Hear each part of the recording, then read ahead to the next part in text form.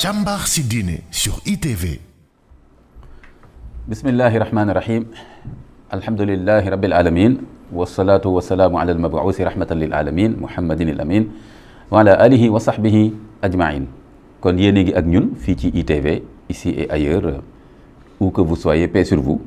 ñu ngi leen di yónnee sunu nuyoo yéen ñëpp moo xam Sénégal ngeen nekk di ñu topp moo xam yéen a ngi bitim réew di suivre seen émission càmbar ci diine di leen wax asalaamaaleykum wa rahmatullahi wa barakaatu. di sant sunu borom subhanahu wa taala bu baax a baax moom mi nga xam ne moo ñu may wér ak tal ba ñu mën a teew ngir indil leen waxtaan boo xam ni yéen ñëpp di ngeen ko rafetlu yéen a ko doon xaar. te saa su ne iRadio ITV di leen indil waxtaan yu mel noonu rawatina ci càmbar ci diine tomb bi lan lay doon thème bi lan lay doon changement climatique regard croisé mi ngi nii ci affiche bi yéen a ngi koy gis nga toujours rek comme ni ma ko waxee sama gars yi affiche yu rafet yi ñuy defar changement climatique regard croisé c'est très joli gis nga ni mu rafetee nii ma profité ci nuyu toute l'équipe technique Massamba Mbuub ñoom Davi ñoom Babacar ñoom tous les jeunes caméramans yi techniciens yi nga xam ne ñoo nekk ci xarala bi di leen ñaanal tawfiq su ko defee kon loolu mooy suñu thème ma war ci séq waxtaan bi nag ak ñaari invité yoo xam ne xam nañ leen ci réew mi xam nañ leen ci seen xereñ ku nekk si ñoom ak dossiers yi nga xam ne ci ngay liggéey di ci gëstu am ci jaar-jaar ku njëkki kan la mooy ki nekk à ma droite Antoine Moustapha Faye kenn du ko présenté ci Sénégal ci réew mi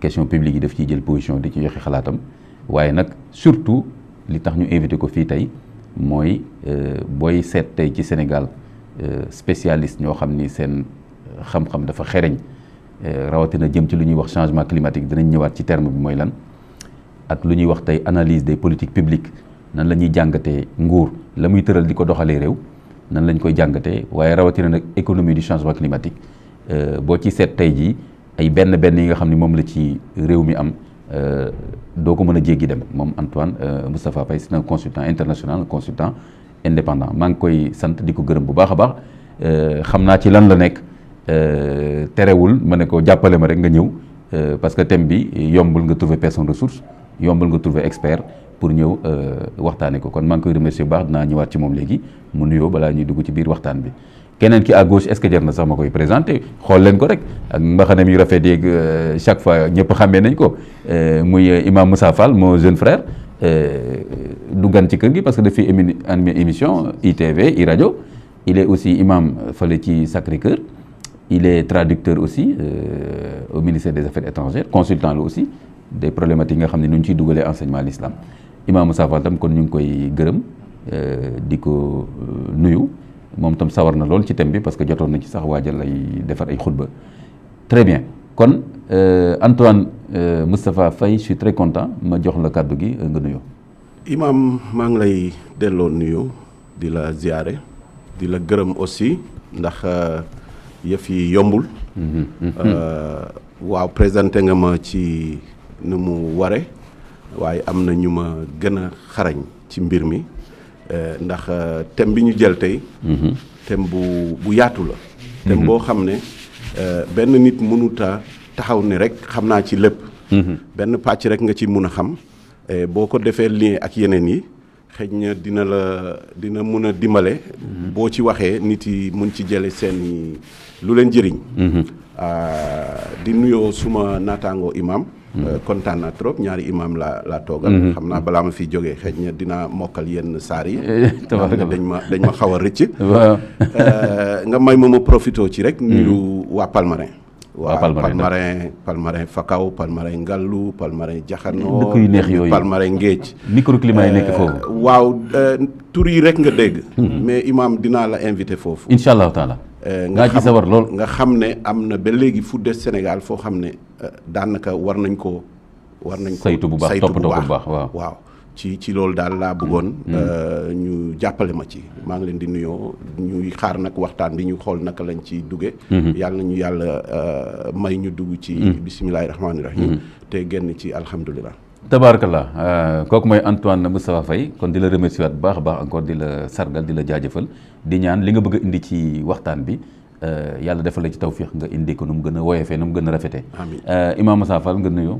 alhamdulilahi rabbil alamin wasalaatu wasalaamu ala rasulillah barakallahu ñu ngi saf suñu nuyoo ci nuyoo yi fi jot a jaar di nuyoo imam Ahmad Kanté di suñu mag di suñu xarit di suñu soppe macha allah waaye di nuyu suñu invité bu am solo bi le macha allah Antoine Moustapha di ñaan yàlla subhanahu wa taala may ñu tàmbale ci bismillahi rahmani rahim àggale ci alhamdulilahi rabbil alamin ginnaaw bu ñu nuyoo mboolem téléspectateur ak kilifa diine yi ñuy teewul ak kilifa aada yi ñaan yàlla mu taxawuñu biir ak biti ba lépp lu ñu fi yëkkate ci kaddu mu dëppoo ngërëmul suñu borom subhanahu wa taala. tabaarakallah kon changement climatique lañ wax regard croisé lañ wax kon ñu dellu ci xarala bi ñëwaat dugg na ci càmbar bi. gaaral bi. alhamdulilahi rabbil alamin kon Antoine Moustapha Faye affaire invitation Palmarin nañ ko lijjanti après. waaw kooku na la wóor ni noté naa ko. dig nga koo xam ni moom dina la ko fàttali moom c'est sûr tabaarakallah yal na ci yàlla yóbbu ak jàmm. Antoine Moustapha Faye alors changement climatique yaakaar naa Imam Moussa Fall dana ci ànd ak man. boo demee ci littérature wu l'islam depuis ca tàmbali ba léegi sax lañ ko xaw a sàggane tuuti mais ndeke mag ñi ñoom ni ñu doon bindee xam nañ lu nekk ni ñu ko doon defee. mooy du ñu jël benn tomb di ko jàngat te commencé wuñu lu ñuy tuddee taarif. boo demee ci téere droit islamique fiqh yëpp taarif mooy d'abord définition c'est-à-dire lan la ñuy wax. bëri na koy coow. di coow di xuloog moom parce que bokku leen sax li ngeen di wax far. di ngeen sax bokkul li ngeen di wax su ngeen ko définiroon déjà dès le départ. ba xam ne lii ngeen di wax. day mën na am sax déjà seen waxtaan mën a gën a jegente. moo tax léegi Antoine Moustapha ma lay laaj déjà terme yi xam nga man dinaa dégg changement climatique mais en même temps ci littérature bi di nga dégg itam réchauffement climatique. da ngay dégg itam environnement. mais en fait nan nga ñuy indilee changement climatique nan lañ ko war a déggee. waaw Imam li nga wax lu yenu maanaa la. yëf moom munoo ci waxtaan mukk saa nga xam définition bi. c'est ça définition bi nag nit rek moo koy joxe. mun na am itam moom ci définition bi mu joxe mu juum ci. parce que keneen mun na ko gisee neneen. waaye li ma la bëgg a wax mooy li ñu déparé xam nga ba léegi émission bi. càmbar ci diine la. te wolof la ñuy wax. waaw. yow fi mu ne nii ba léegi waxuñu woon changement climatique naka lañ koy waxee ci wolof. ak jafee wax ci wolof. traduction bi. moo tax ma éviter ko noonu. voilà kon comprendre nga problème bi ma am. déet kan nañ ko jàpp rek ci français. waaw kay mu ngi noonu. donc ma jëm ci. mais comme ni ma koy waxee gars yi rek. dañuy waaw dimbalante ci wolof bi ak terminologie. parce que ñun ñëpp koy jàng fi mu nekk nii. fi mu ne nii amul benn expert bu nekk Sénégal. bu la ko mun a wax ci wolof. ah gis nga. donc foofu moom nañ fa yem rek ñun ñëpp. mais Antoine. waaw soo bëggee après ñu liggéey ci lexique des termes de l'environnement et de l'écologie en wolof. lu war a am la parce que. lu war a am la voilà li man tax de sawar naa ci. li tax mu war a am. waaw mooy genre émission yi bu leet. maa ngi soo gis koo xam ne ci diine lay yëngu. mu bëgg ci intéressé wu. parce que bu ko deful.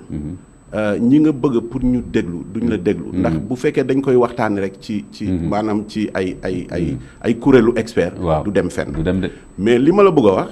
mooy changement climatique dafa am maanaam définition boo xam ne.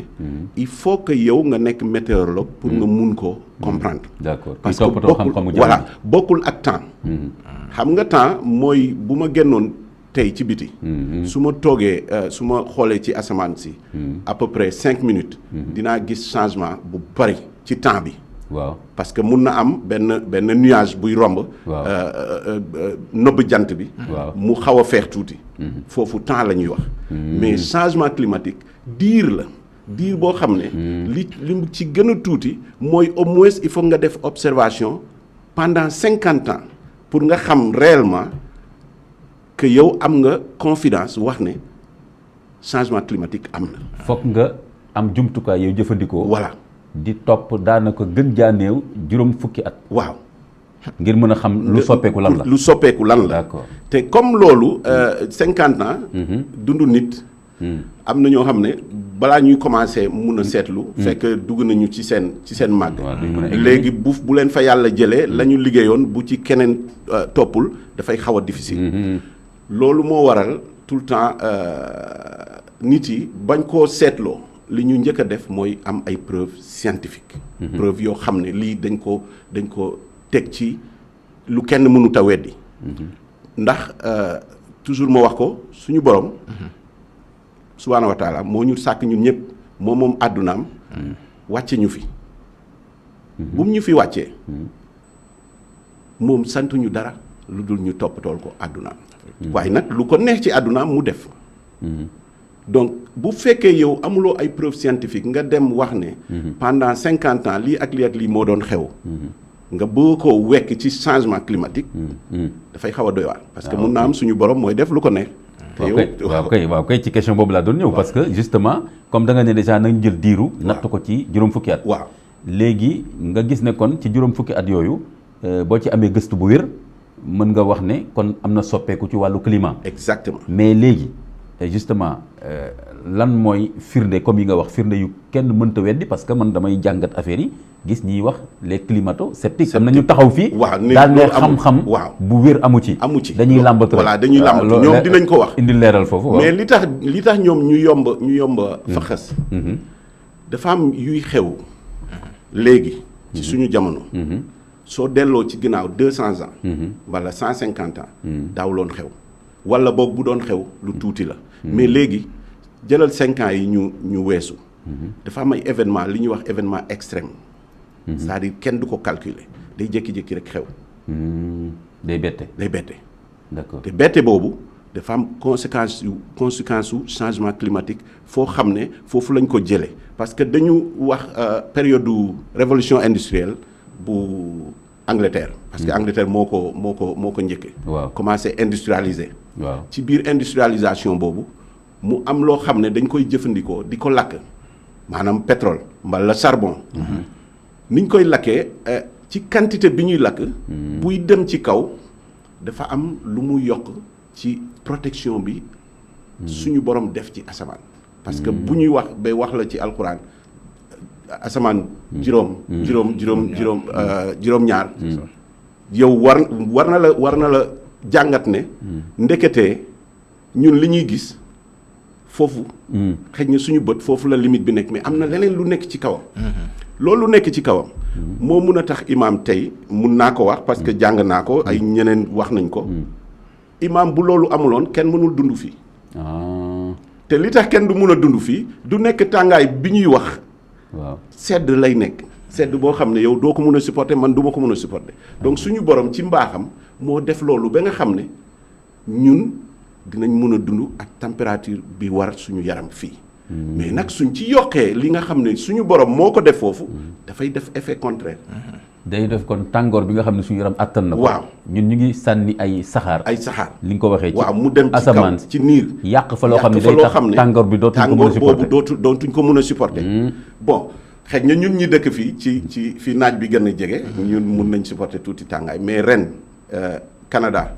plus de 500 personnes dee nañu ci pour tàngaay te am nañu ay climatiseur mais dañuy dem bi climatiseur bi mënatul dara ci tàngaay bi léegi nag changement climatique problème bi mu indi mooy li tax mu am climato-sceptique yow boo koy jëlee ci réchauffement planétaire rek da ngay wax dafa yokk tàngaay bi depuis 50 ans gis nañu ne température bi thermomètre bi day yéeg et consort waaw feneen dafay yokk sedd bi waaw donc loolu moo tax ñale ñu ne la mais yéen mënu leen wax rek affaire u tàngaay parce que fii dafay gën a sedd mais loolu li ñu seetlul mooy c'est li ñuy wax événement extrême parce que boo jëlee New York mu am tempête de neige boo xam ne peut-être il y a 25 ans 30 ans mosu fa am loolu mun nga wax ne am na lu ko waral li ko waral noonu nag il faut nga dem seeti ko ci ay yu xew ci jamono révolution industrielle ak développement consumérisme ñëw nit yi bëgg vraiment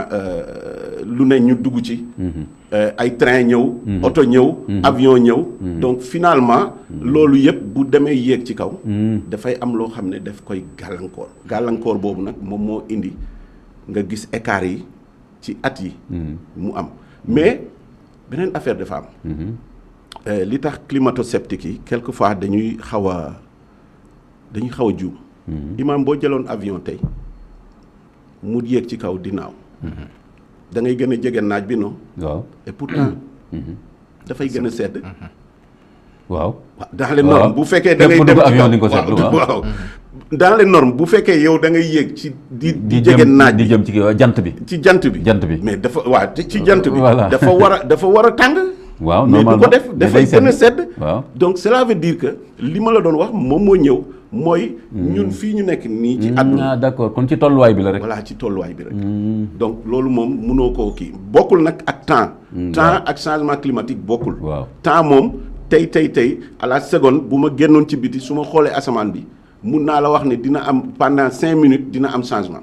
dina am temps bi dina changer. loolu temps la diir bu gàtt la. mais changement climatique diir bu yàgg lay nekk loolu moo tax mu jafe waxtaane parce que boo amul li war comme li nga war a sukkandikoo. ay preuve boo ko waxee nit daf lay wax da ngay fonto. kon léegi Antoine Moustapha Faye balaa may ñëw ci imam Moussa Fall kon fi mu nekk nii ci sa jàngat ni mu yaatoo ak ni mu riche kon yow fi mu nekk nii am nga conviction man sax ñële taxul may wax mais yow en tant que consultant indépendant tey ji yow am nga conviction am nga yaqiin ci ne changement climatique dëgg la kenn mënu ko weddi. li tax ma am conviction man du ma ko dem jàng ci benn téere. man damaa juddoo yàlla def ma baaxe ma juddoo ci foo xam ne béy ak napp rek lañ xamoon. may màgg di xool di observer. ba bi ma duggee école ba mun a daje ak lu mel nii.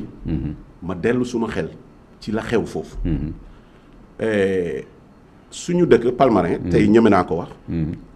boo fa jëndoon ceeb ci boutique bi saay-saay nga. man. waaw ba bi ma fay jóge vers les années 1972. waaw benn kër bu demoon ci boutique bi peese ceeb. dañuy wax borom kër gi saay-saay. aywa lu tax. parce que dañ doon béy ceeb di am. mun nga denc ba ñetti at loo xam ne moom ngay dundee.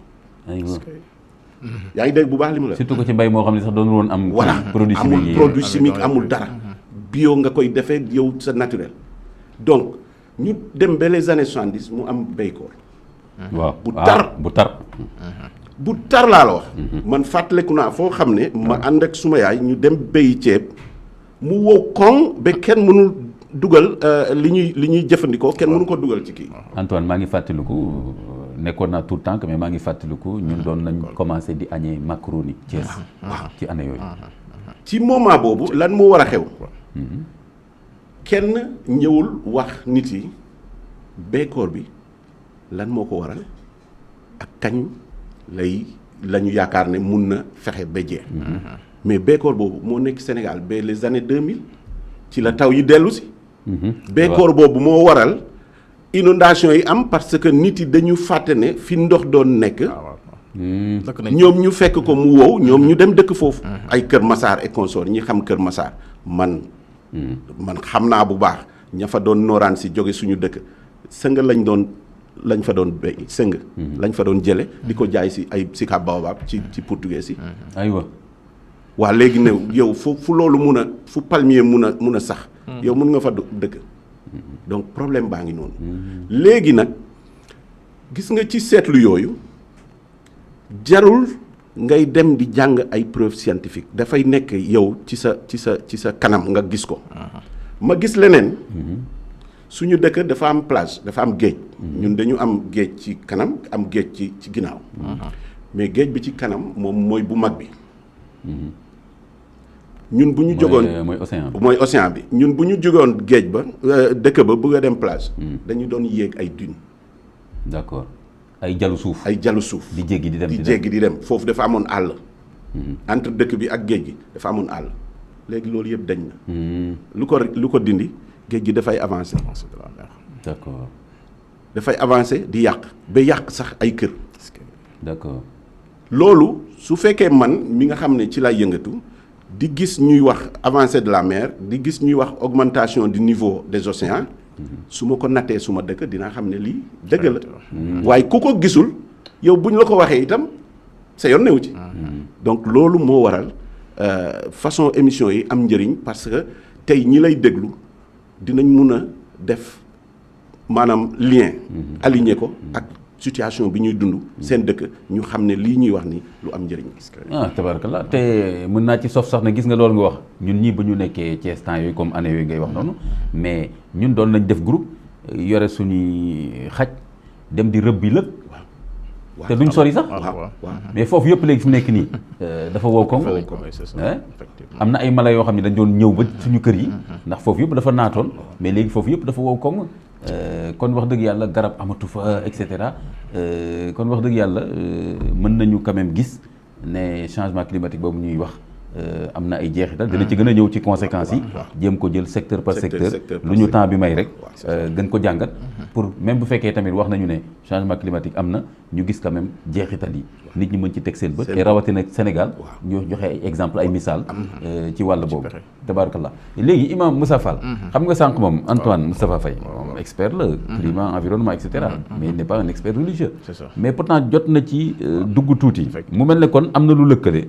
mbiru saytu àdduna bi suuf si ñu nekk di dund ak jaww jeeg tàngaay bi am nga xam ne mi ngi bëgg a ëpp dayoo mais yow mi nekk nag l'expert religieux dama ne woon dama lay laaj mais est-ce que am na lien parce que ñun li ñu gën a miin ci l'islam mooy julli woor aj Makka mais affaire ay climat affaire ay jaww bu tàng ak yooyu est-ce que loolu lu ci yoonu l'islam parce que léegi nit ñi dafa nga ni imam Kanté il est dans toutes les sauces lu ne mu wax ci dimbali mu mbokk fekkee ni léegi man li may wax peut-être dafa bëri yow est-ce que gis nga lien entre affaire climat ak jàngale l'islam jërëjëf imam dañuy kontaan bu baax ci intervention bi kilifa gi def léegi mu nekk njàngat bu rëy waaye itam ni nga campé débat bi am na solo c'est vrai que lien bu am solo la am ndax defe naa bu ñu delluwaat ci moom sax ñëw na ci tuuti nit buñ ko sàkkee muy Aadama dañ ko sàkk bàyyi ko ci bàyyi ko aljanna ñëpp xam nañ ko waaye bañ koy sanctionné suñu borom daf ko présenté suuf ba mu jëm ne ko foofu nag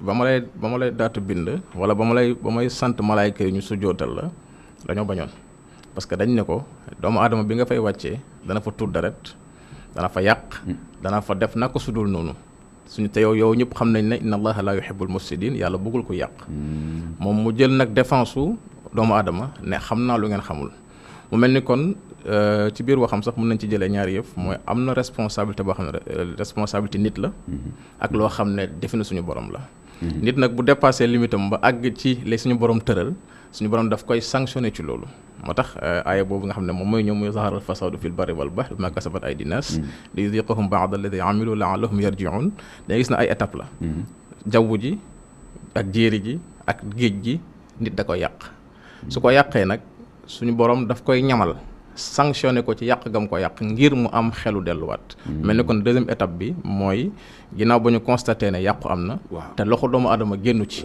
parce que lépp ci li mu wax boo seetloo dig yooyu nga xam ne moo doxoon diggante géej yeeg environnement bi fa nit ñi dëkk nit ñi ñooy dem ba mu yàgg di tibb suuf si di ko yóbbu di ko tabaxee ci ay kër nit ñi di dagg bant yi di def ay table nit ñi di tabax seen ambition démesurée yi yóbbu ba li waroon protéger nit ñu dindi ko ce qui veut dire que kon ambition démesurée c'est important waaw loolu moo sonal doomu aadama wax ko ci wolof loolu tamit mooy bëgg-bëgg yu yaatu yi rek yu jéggi dayo xemmem bu ëpp bu jéggi dayo waaw voilà parce que bëgg nañu tabax bëgg nañ te buñ tabaxee dinañu xëcc ndox xam nga Dakaaru démb ak Dakaaru tey du benn bu njëkk ba benn kër gu yaatu la woon benn télévision moo fay nekk ñëpp bokk ko léegi ñu def ko appartement néeg bu nekk di consommer ku nekk di jël ndox ñun altitude bi di gën a am ñuy dëkk ci ay dëkk yu dëkkuwaay yu kawe yaakaar naa yooyu yëpp ay jàngat la mais nag li imam di wax muy lien bi am entre yaakaar naa alquranul karim ak li muy wax kenn mënu ko taqale bés bu ne ma wax ko firikatu alquran fi jamono toll 2021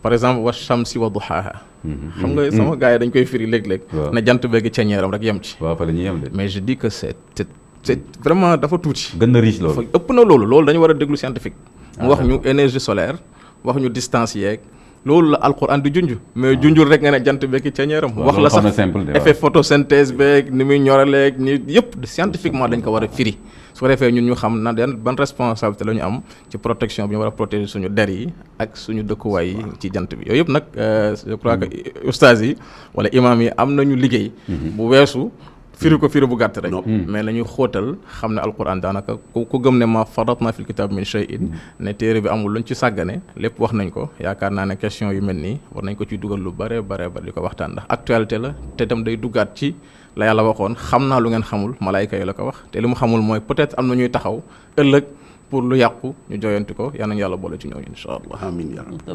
tabarakallah kon ndeke déjà man li ma gis déjà mooy que nii nañ demaat seet reprendre sax tafsiru Qur'an bi par rapport ak xam-xam yi Effectivement. science indi loolu dafa am solo effectivement pourtant dama ciy waxtaan souvent sama collègue oustaz di leen wax ne jamono ju nekk dafa war a am tafsiram daanaka tafsiru Qur'anam mënuloo jëlaat rek tafsiru Tabari ça fait plus de 10 siècles c'est ça du benn la mu xamoon ci jamono moom jëfandikoo na Effectivement. loolu ci biir tafsiram wàccoo na ak la mu xamoon il a été performant ca la mu xamoon mais sunu jamono yi comme ni nga ko waxee li fi science indi yëpp léegi des na ñu gën ko jëfandikoo ci firi alquran sama mbokk yi ba tey ci grammaire bi dañu nekk ba tey waaw dañuy indi la conjugaison ci werante nag adjectif yi werante ci poème beeg yooyu mais kon loolu programme la programme la tabarakallah tabarakallah alors Antoine Moustapha Faye mais léegi kon changement climatique ni nga ko expliqué mi ngi yokk tàngooru jaww ji te loolu buy dellu si ci ñun daf ñuy indil ay jafe-jafe yu bëri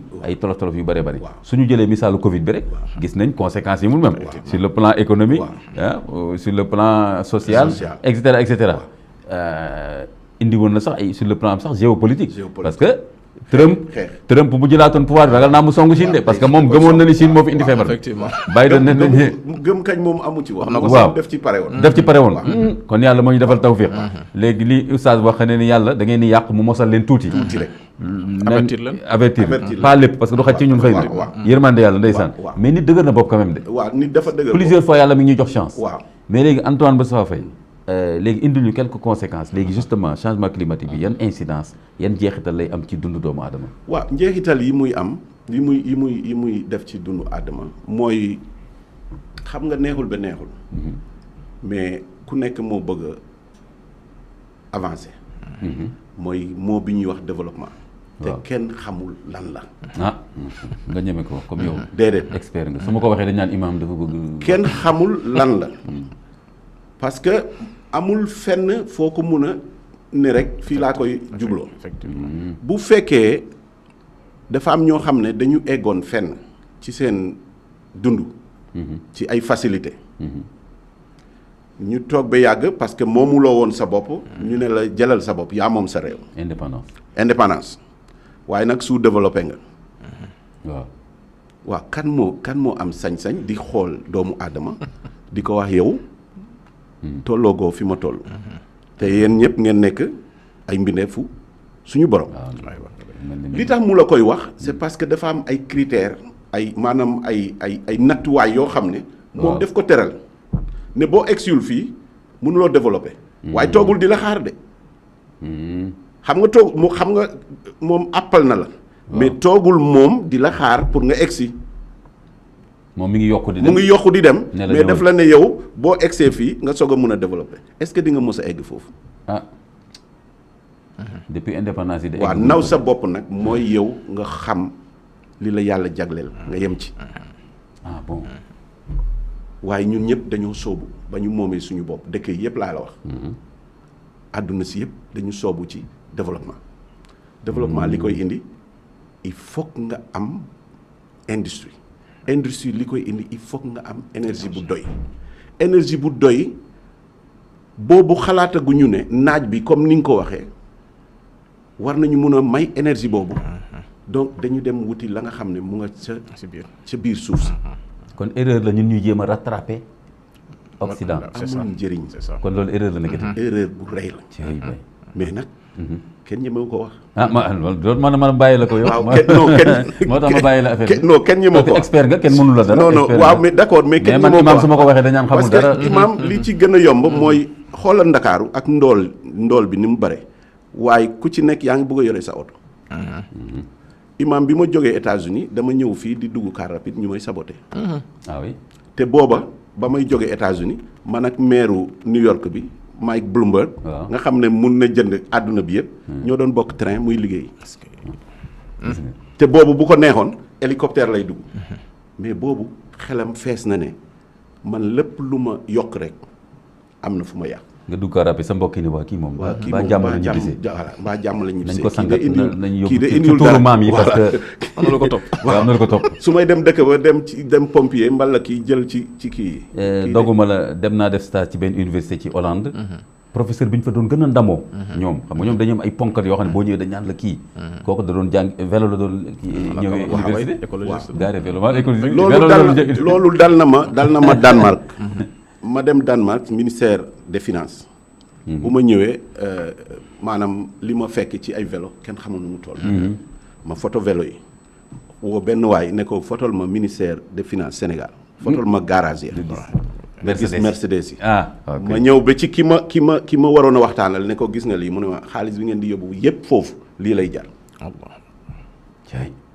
donc pour te dire li changement climatique mun na indi ci suñu dundin. mooy tant que ñu ngi poursuivre ne développement moom la ñëpp bëgg te pour ñu développer il faut que ñu am énergie mooy intrant bi gën a am solo. ci développement. waaw mooy mais loolu mënuloo ko am mu doy tant que lakkuloo. charbon lakkuloo pétrole. te tant que ñu ngi def loolu. dañuy gën a yàq liñ doy. donc mbootaayu réew yi. première fois 1978 bi ñu gisee ne affaire bi mu ngi bëgg a doy waar. ci lañ daje ne nañ jéem xool naka la ñuy faje lii waxtaan bi dem ci kaw dem ci suuf. mais Antoine doguma la mais kon ñoom seen bopp ñi nga xam ne ñoo jiite développement bi. ñoo la ko ba tuddee ñu sous-développé. ba naan ñëw leen. te du ngeen ñu mën a dab. ñoom seen bopp ñoo dem ba muy yàgg ñu daan ne attention. waaw fi ñu jëm baaxul. waaw kon nag. waaw kon nañ toog ñu waxtaan. waaw mais li tax ñu jóg toog waxtaan du ña fa doon nekk ci nguur gi. seeni nit. li ñuy waxee société civile foofu. ñoom ñoo seetlu seeni savant ñoo seetlu def ay jàngat def ay mesures. mooy li ma la doon wax pendant 50 ans. ñu commencé di enregistrer température yi xool ni muy demee bu 10 ans yi bu yéegee 5 ans yi ci des mu wàcc yeneen 5 ans yi mu yéeg ñu ne am na lu xew. ñooñu ñoo yee nit yi jóg ci seeni nguur. ne leen faw ngeen def dara. d'accord. fi ñu jëm nag mooy fi mu bëgg réellement ñu tombe mooy que li war ba ñun suñu réew yi. yenn yi yëpp duñ ko mën a def c'est parce que mbooloo bi ci boppam. ñoom ñoo yeewoo. ndax nit moo gën a xam li baax ci moom. kenn mënut a wax nit xam naa li baax ci yow waaye nit kooku nag itam bu jëlul xelam xalaat li baax ci moom. dafay doy waar pour yow nga defal ko. donc ñoom bu seen nit bi ñu jógee seen kaw. dañoo woote réunion. waxtaan bi demul kii. ñu dem ba 1992 ñu organiser li ñuy wax le sommet de la terre. à Rio au Brésil. foofu la lépp tàmbale. le sommet de la terre. le sommet de la terre à Rio. première fois doomu aadama yittewoo la terre. yittewoo la terre parce que bu njëkk ba économie rek. seen yoon ak politique guerre. léegi nag ñu ne suuf si loolu am na solo. ñu ne suuf si bu ñu moytuwul. gisuñu feneen de fu ñu mun a dund. jéem nañu dem nañ foofu mais boo solul masque doo noyyi de. parce que amul air. waaye fii moom amuñu fi benn problème te comme duñu toxu nañ jéem a xool naka la ñuy def. ba dellu si. dana metti waaye nañ defar ay règlement nañ defar ñu tabax convention boobu. convention cadre déggoo adduna bi yëpp tënku ci. tënku ci. muy convention cadre des Nations Unies sur le changement climatique. d'accord ñu teral nag ay règles yooyu chaque année depuis 1995 dañuy daje chaque année ci benn dëkk. mooy li ñuy wax conférence des parties mooy COP bi ngay dégg. mooy COP bi d'accord. COP bi foofu la jógee. COP bi 1995 la commencé à Berlin. d'accord. tey boo ko seetee ça fait 26 ans ñu ngi COP 26. d'accord. 2020 rek la amul parce que suñu borom nee na leen. voilà man duma leen mun a may. waaw parce que fi mu nekk nii ku fi génn rek nga faatu. donc yéen ñëpp toog leen benn place. donc 2020 la COP amul. kon COP pour daje la. pour xarma natt fan lañ toll ci déggoo yi ñu defoon. voilà d'accord. mais ci biir déggoo yooyu dafa am limite boo xam ne dañu ne buñ ko fa passé. musiba am. donc limite boobu jotaguñ ko waaye nag. ñu ngi ci jëm. te calculer ñu fi nga xam ne foofu la ñu war a yem. fi nga xam ne foofu la ñu war a yem nag mooy problème bi fi mu nekk nii. parce que mooy li ma la doon wax dafa am ñoo xam ne dañ leen a waxoon da ngeen a sous-développé. dab leen ñu. waaw ñu góorgóorlu ñu ngi leen di dab si. ñu utiliser li ngeen doon utiliser nga yeewu rek ne leen yow dootoo mun a def lii. Chine ak Inde ku leen mun a tere ñu utiliser pétrole mbala charbon kenn. su ma juumul sax Chine moom ñëwul sax ci COP bi. ñëw na dafa doon tardeloo ay mbiram. ah bon gis nga. waaw mais bi mu xamee ne wax bi du dem fi mu bëgg ci la ne ñëpp ñëw. ah d'accord. Chine nag lu mu bëgg tey boo ko teree. yow yaay sonn. imam suñu mbubu yi. tissu yi Chine la jóge. waaw. aywa. Chine la jóge maanaam ñu jënde ko Dubaï waaye nag Chine la jóge Chine moo ko defar. d'accord l'atelier du monde. waaw textile du monde. te xam nga lu ko may. mbiru changement climatique bi dinaa ci ñëw. mais man sànq bi may dugg oto di ñëw ci émission bi. benn ñu bloqué ci embouteillage bi mais oto bi ma dugg waa ji dafa ne ma est-ce que gis nga camionnette bi lan la ma ne ko non mu ne ma indien yi la ma ne ko indien yi c'est-à-dire fële laa leen xamee ci affaire mbay beeg yooyu mu ne ma non temps yi ay tissus la ñuy indi ci biir. ma ne ko kon ñun léegi suñu. lu ndaw li ñu amoon textile. yow ana Sotiba ana Icotaf. yow da nga ko amati. amatoo ko waaw léegi nag. bi nga xamee ne COP boobu convention boobu. mu ngi daje. di teral li muy teral. dafa am ñaari trajectoire yoo xam ne maanaam ñaari yoon yoo xam ne. ci la ñu mun a faagaagal changement climatique. d'accord mooy bi nga xam ne moo ñu concerné ñun dëkk Afrique yi. parce que bi ñu xaymaa xool nañ ba xam ne sous-développé yi. ñoom li ñuy sànni ci kaw. lu néew la. lu néew la voilà lu néew la. donc mënoo leen a imposer ñoom ñu arrêté mais nag ñoom ñooy gën a sonn parce que amuñu doole. ci jeexital bi pour dékku jeexital bi. waaw amuñu doole sax pour fagaru ci li nga xam ne daf leen di gàllankoor fi mu nekk nii. donc ñu ne leen yéen li ngeen war a def mooy topp leen yoon bi nga xam ne mooy li ñuy wax adaptation maanaam. nga fexe ba mun a dund ak li xew. d'accord fexe ba mun a dund ak li xew nag dafay laaj xaalis bu bari.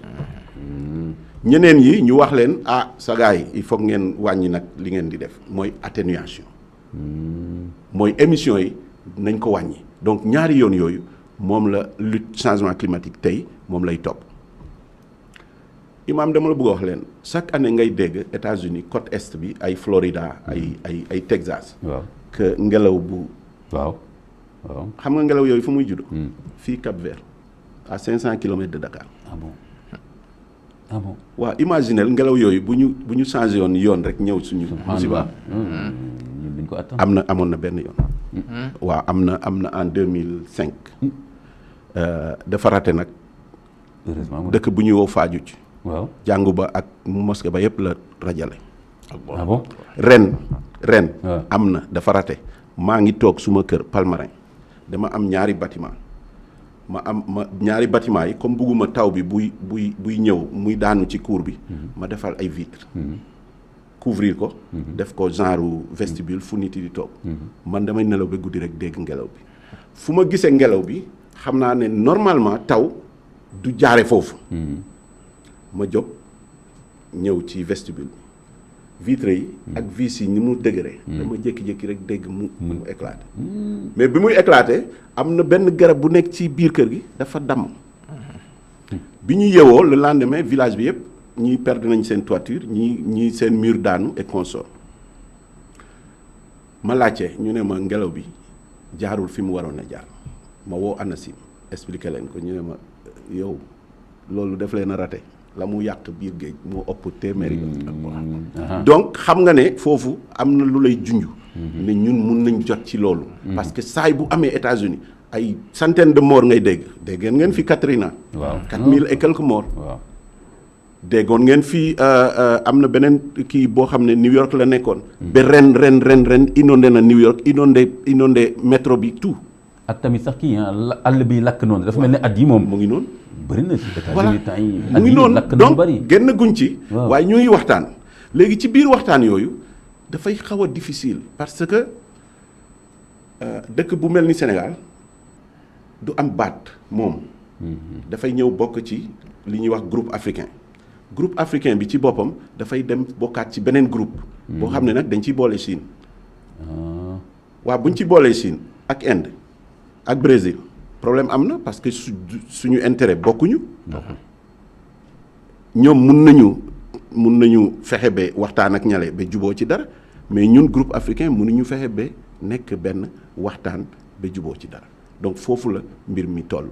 te de plus en plus dafay gën a metti mais ci loolu itam dëkk yi mbootaayu dëkk yi xaw nañu def lu baax parce que réellement génne nañ xaalis ne xaalis yi dañ koy jagle lu dul xeex changement climatique bokkul ak li nga xam ne moom lañ doon dimbale dëkk yi dans les normes traditionnellement donc aide publique au développement loolu mooy li nga xam ne moom la mbooloo dëkk yi doon def pour les pays sous-développés mais bii xaalis dafay servir rek pour changement climatique. tabaarkalla dinaa ci ñëwaat d'ailleurs te tegal ma sa baaram foofu parce que dinaa ñëwaat léegi ak yow ci justement bu ñu ne serait-ce que bu ñu jëlee COP bi ñu nekk nii. waaw fan lañ toll ci engagement yi lan lañ wax ne war nañ koo def mais avant COP bi ko jiitu. te ñu waxoon dañ koy def est-ce que def nañ ko. defuñ ci dara. ak tamit lan la ñu diggee ay promesses. waaw voilà dana ci ñëwaat. voilà loolu moom bu ko defee bu ko defee ñu xam exactement. est-ce que ni ñuy doxalee mbir yi. waaw dëgg-dëgg suñ continuer nii danañu saafara mbir mi. wala boog danañ ko mën a déggoo. waaw voilà mais Imam Moussa Fall. waaw gis nga comme Antoine lim ñu expliqué. ci conséquences yi ak tamit dëkk yu néew doole yi. yëf yi ni mu jafee ci ñoom. ñu bëgg leen wax nañu développé. ba pare bëgg leen a tere ñu jëfandikoo lakk charbon beeg pétrole bi ni ko ñeneen ñi defee. ñooñu tamit ñoom ñu ngi ciy loru. mais waxtaan bi yombul. mais léegi ci wàllu jàngale l'islam. lu mel ne problème mu changement climatique bi. nga xam ne yemul ci benn réew. jullit yi tamit berewuñu fenn yëf yi bañee na daal. mais lan moo ci war a nekk kon participation jullit yi parce que gis nañ sax pape bi. mu woo ay ulama. ñu daje Vatican waxtaan ci affaire environnement climat parce que dafa leen ne lii yemul ci benn dëkk. amul benn diine boo xam ne tamit mën nga wax ne soxloo ma jaww ji. wala nangam. ba ñu waxtaan ci lël ci lu am solo.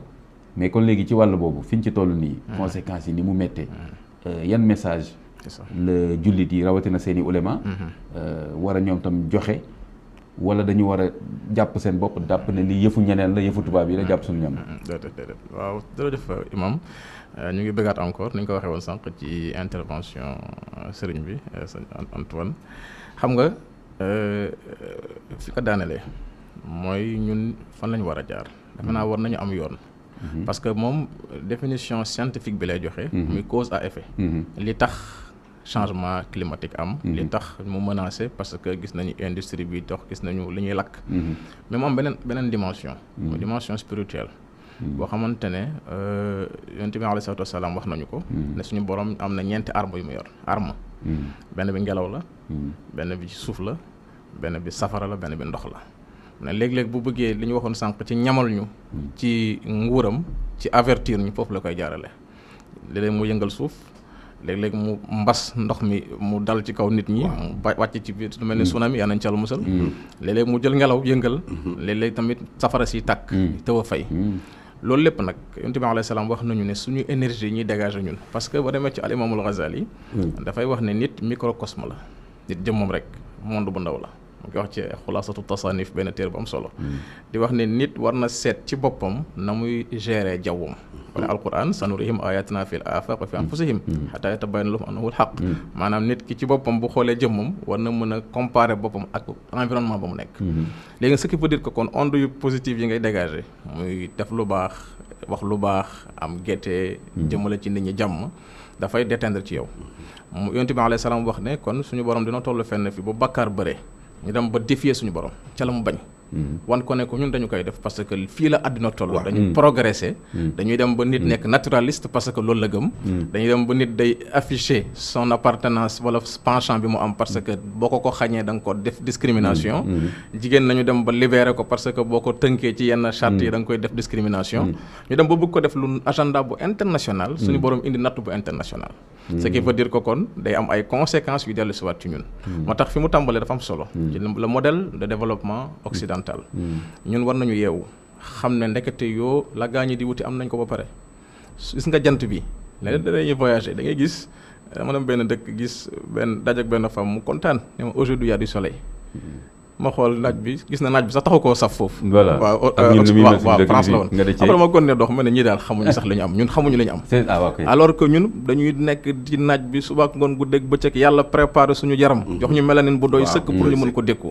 beneen bi tey la belle vie bi ñuy wax nekk ci fu mel ni dëkk ba mu wax Palmarin jàkkaarloog géej gi napp ci jën bi xéewaloo ko tëdd jaaxaan am sa jàmm mais ndekete loolu la gars yi di wët léegi loolu mooy belle vie bi ñun am nañ ko te xamuñu ko donc modèle développement occidental bi naxaate la ce qui veut dire que kon duñu tëju dinañu am la ñu soxla ci énergie wàllu internet ak yu aju yooyu nga xam ne mënul ñàkk ci àddina waaye nag ñu fexe ba li ñu am ñu conserver ko xoolal tey Europe léegi oto yi dañuy fexe ba léegi def covoiturage te ñun day gis circulation bi waaw bokk oto ku nekk ak oto di dawal sa embouteillage bi tar kenn du yegg fa nga jëm kenn am foo gaare et pourtant bu ñu amoon yooyu xalaat daañu économiser plus d'espace kon yaakaar naa ñun bu ñu sàgganee ba li ma ci dégg daal mooy daañu yàq li ñu am te ñee nga xam ne yàqule nañ ba pare bëgg a defaru daañu foqati la ñu amoon defaroo ko kon nag loolu mooy naxate bi te nag bu ñu diggisee itam ni mbir mi demee ngelaw boobu nga tudd léegi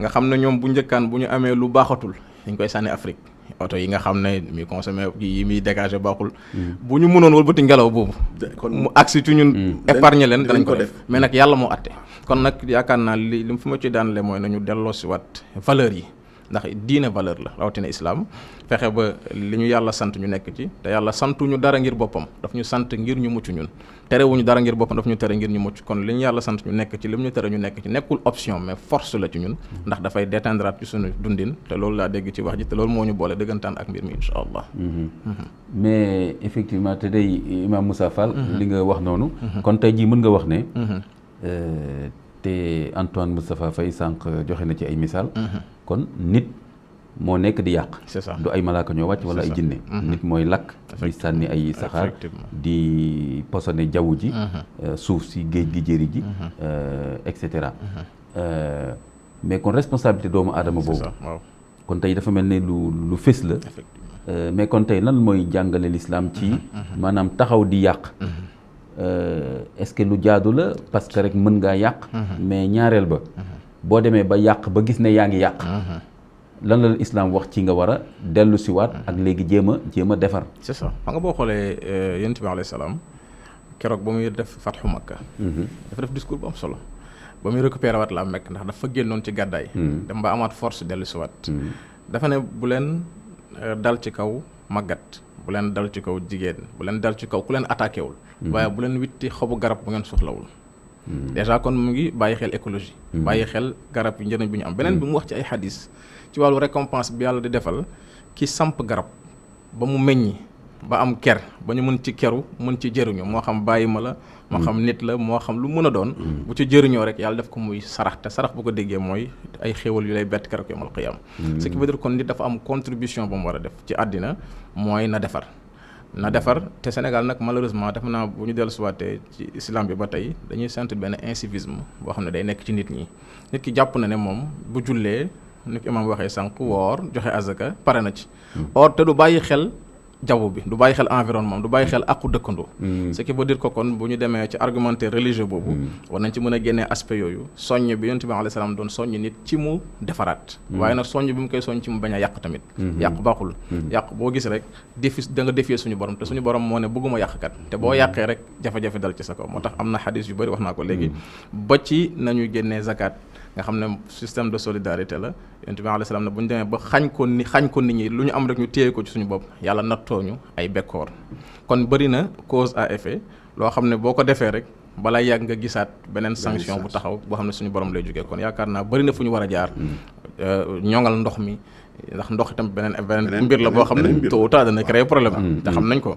beneen bi ñu fexe ba jaww ju ñu conserver ko fexe ba stabilité di am fexe ba ñuy mën a jël ci garab yi gàncax yi di ci dund fexe ba bio boobu ñu taxawal ko parce que en plus produits chimiques yi gis nañu la muy def ci feebar te bu ñu seetloo entre années 80 ak léegi xeetu feebar yi ñu xam nga xam ne dafa bari insuffisance rénale beeg diabète beeg yu bari sonal nit ñi te jógewul ci loolu lu ñuy dundee te fekk ne amoon nañu lu ñu war a mën a jëfandikoo pour relever suñu goût ci wàllu ñam am na lu ñu war a jëfandikoo ngir am wér ndax suñu borom jaww jum la ba wàccee rek wàccee na fa lépp loo soxla loolu yonent bi alayhi salaam jàngale ngir nga mën a mucc kon nag yaakaar naa war nañu delloosiwaat xel yi defaat benn rééducation ñu xam ne islam pare na waaye yàlla pare na ak ñun te defal nañu loo xam ne suñu suivre ay directive am rek incha allah daañu àgg fa ñu war a àgg.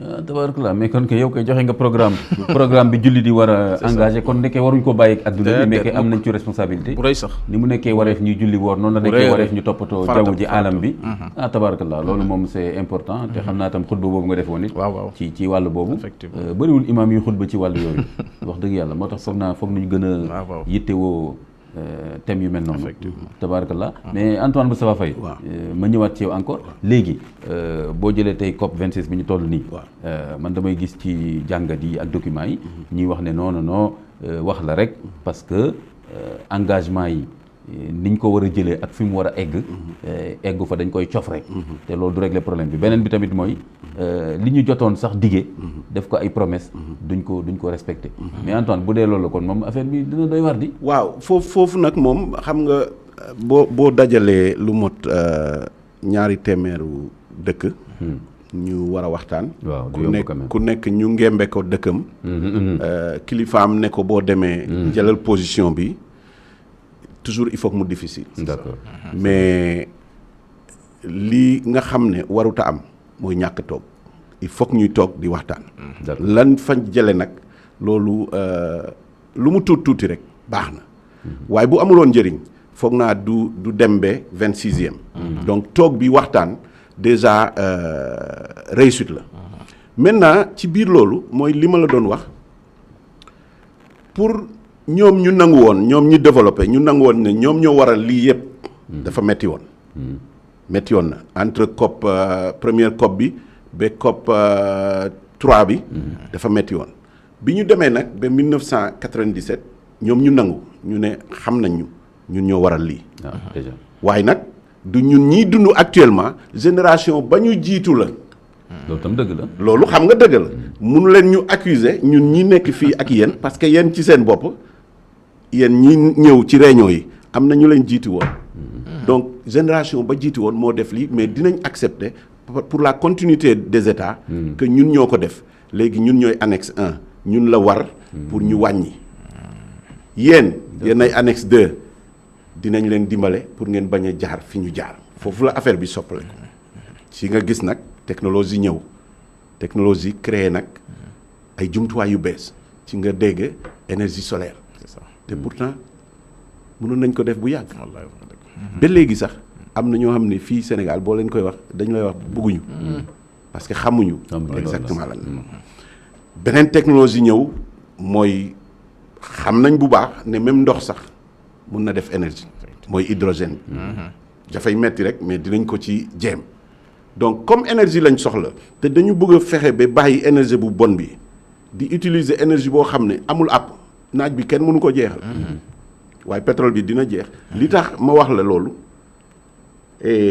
bu ñu xamee Dubaï si bi ñu commencé exploiter pétrole rek moo tax sinon àll rek la woon désert boo xam ne amul dara ñaari gëlëm ñoo fa nekkoon kenn bëggu fa woon dëkk mais bi ñu commencé exploiter pétrole lañ fës am xaalis moom ak ñoom Qatar ak yooyu mais naar yi ndeketee dañoo muus xam nga li ñuy wax yëpp ñoom am nañu ville boo xam ne Masdar City la tudd même train bi solaire moo koy doxal kon ñoom xam nañ fi ñu jëm kon ñu ngi bàyyi xel bu baax kon dañu jël seen xaalis dem rawale ko ci technologie bu bees parce que xam nañ pétrole dina jeex kooku exemple rek la mais li ma la bëgg a wax ci ndaje yi COP yi et consort dafa am ay mandarga yoo xam ne tous les 3 ans tous les 4 ans mu am leneen lu bees loo xam ne ci biir COP yi dañ koy waxtaane parce que mënuñu waxtaane lépp dafay am yu bees yu feeñ ñu jëm ci xalaat mais li am njëriñ mooy que ba ñu nangoo ne ñoom ñoo waral lii dañoo wax itam ne dinañ fexe ba génne xaalis pour dimbale ñi nga xam ne excès guñu fii ñu bañ a jël yoon boobu d'accord loolu moo indi finance climatique nga xam ne dafa wuute ak beneen finance mais problème bi mooy dige ak def bokkul loolu mooy problème bi 2009 mooy COP bi ñuy wax la COP 15 à Copenhague normalement waruñu woon egg si Paris boo déggee ñuy wax accord de Paris COP 21 et consort suñu juboo woon ci Copenhague kenn du waxu Paris mais foofu la yëpp tase Copenhague mooy COP bi nga xam ne ci la ñu gën a gis presse bi ci lañ ko gën a waxtaane Danois yi ak ni ma leen xamee seen calme et consort keroog bi ma toogee Copenhague gis liy xew daf ma jaaxal. parce que ñoom seen policier du laal kenn mais keroog dañuy doore. ba nga foog ne ñii dañu dof. parce que nit yi ñoo jóg ne bu ngeen fi jubóowul du ngeen fi jóge. d'accord Obama nga fa waaw société civile ñëw Obama nga fa. Ximpin xaw ma lan mu ngi fa. keneen Lula bu Brésil. mu nga fa. waaw ak ñoom Hollande ak ñoom. suñu góor gi Wàdd mu nga fa woon. ñi yore ndogal yëpp ñu ngi fa woon. waaw. société civile mais il faut que ngeen d'accord ci dara mbala du ngeen fi jóge. ci la nag dëkk yu mag yi def benn yëfu caacaay. ñu ne waaw léegi dinañ def leen nañ promettre que dinañ dajale $100 milliards par an. fii ba 2000 bu commencé 2020. dañuy dajale 100 milliards. xam nga $100 milliards par an. pour mun a constituer benn fonds boo xam ne. dañ koy jagle ni ñuy def ba vraiment lutter contre le changement climatique. te ñi ñu ci aidé mooy les pays en développement. kees ba taxaw na. mu nga Corée man dem naa ba foofu mun naa la wax ne 2020 la ñu waxoon 100 milliards yi. mais avant 2020 de 2012 à 2020 dafa am lu ñu waroon di dugal. kees ba amul sax $10 milliards. $10 milliards. waaw dégg du ma de ki ko waxoon 100 milliards ci ki waxoon 100 milliards. amul sax $10 milliards. mais nag $10 milliards xaalis la. parce que ci la ñuy dimbale ay dëkk yu bari Sénégal am na ci ñetti projet yoo xam ne jàll na. maintenant naka la ko Sénégal di utiliser kooku ñoom ñoo xam. mais fexe nañu ba am ñaar ou ñetti projet te du ñoom rek waaw léegi nag problème bi mooy. 100 milliards yooyu ñu waxoon. ñu jógee Copenhague ñu ñëw Paris am ñu bëgg a dellu gannaaw. commencé indi ay tànku bukki nga baal ma. waaw gis nga foofu nag mbootaayu xeet yi xaw nañu am tuuti def nañ lu baax. ñu taxaw ci ba ñu signé accord bi mooy accordu Paris bi. accordu Paris bi tey moom mooy doxalit yëf yi mais même bu loolu amee gis nañ ne. mbirum xaalis bi bu ñu ko bàyyee sax ñoom yeneen décision yi ñu jëloon ne dinañ ko def parce que dañu laaj dëkk yu nekk nañu wax seen engagement. fii ba 2025 fii ba 2030 ñoom lan la ñu foog ne mun nañ ko wàññi ci seen émission. d'accord ñun dëkk yu ndool yi dañ ñu wax ne mun na am ñaari façon c'est-à-dire il faut ngeen wax. li ngeen mun a wàññi bu fekkee kenn dimbalawu leen. ngeen jël seen budget national rek utiliser ko. ak ñaata ngeen mun a yokk bu fekkee am na ndimbal Sénégal déposé na bosam xayma na ko xam na ñaata la war a jar wax na partie bi nga xam ne budget bi mun na ko jël. moom wax na tant de % la am na partie boo xam ne nag il faut que ñu dimbale ñu pour ñu egg foofu mais ñoom ci seen bopp ñi nga xam ne ay pays développé lañu la ñu waxoon ne moom la ñuy defuñu ko sax. waaw parce que nag il faut que ñu comprendre leen. pays européens yi pays développés yi wàññi nañu ba fu ñu mun a yem. yow xalaatuloo France ngay def yenn yi. xalaatuloo Suisse ngay def yenn yi parce que dafa am kenn koo xam ne yoonam newul ci nguur. mais moom organisé wu na ba bu loolu di xew. dafay ñëw taxaw. gilets jaunes lu mu la jox.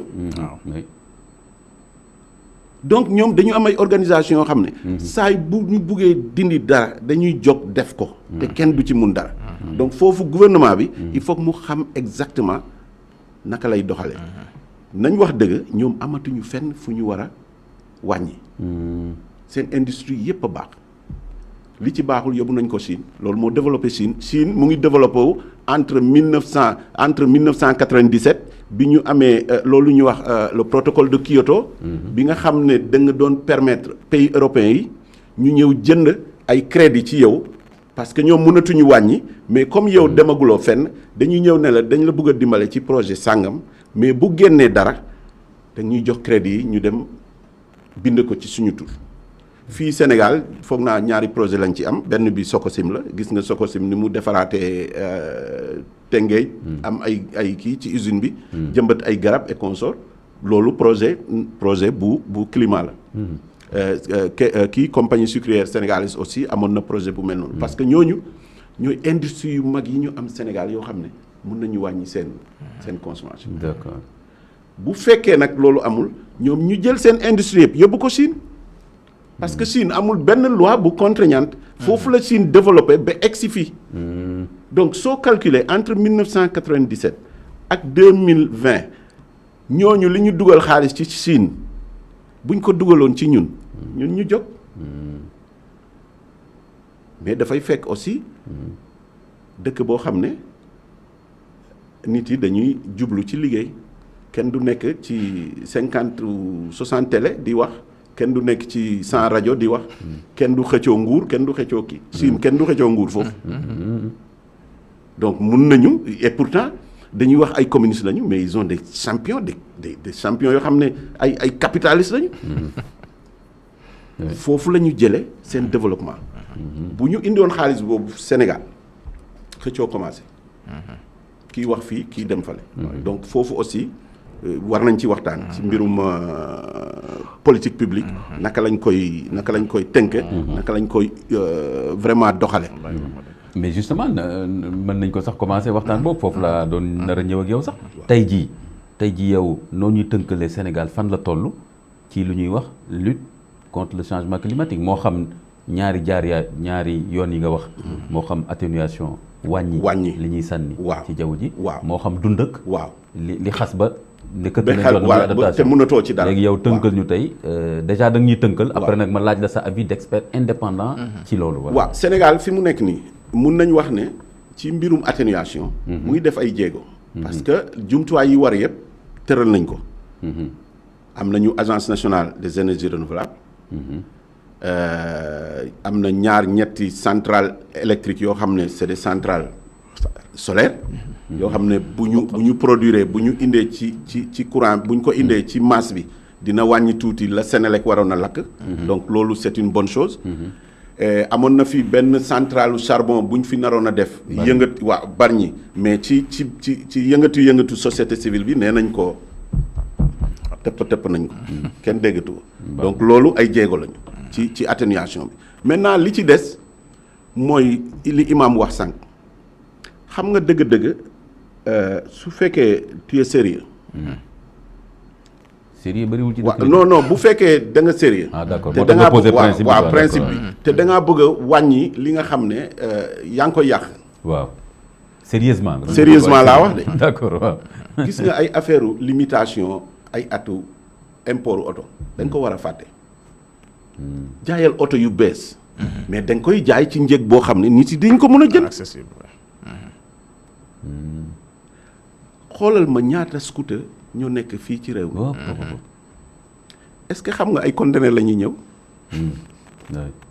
boo laajee douane yi dañ lañu wax ne suñu yoon néew ci parce que ñun dañuy wax ne da ngeen a war a indi 4 000 milliards ci budget bi donc du ñu nekk fii di sonal suñu bopp ay contrôler ay scooter fan la jóge et console et ils ont raison mais kon Antoine foofu lu ndaw li ma fa gis déjà rek mooy problème mu nu ma koy waxee problème mu harmonisation yaa ngi soog a ñëw ci changement climatique parce que soo defee fii te bàyyi fee te bàyyi fale day mel ne defoo dara parce que day mel ne nga gas keneen di suul donc il faut que nga mun a comprendre en tant que autorité publique que lii bàyyul benn secteur donc su may tabax suma politique dama ko ciy boolewaale ne serait-ce que yow budget bi nga doon utiliser pour defar tali il y a 15 ans normalement bu doon 1500 war nga ci yokk 200 francs muy 1700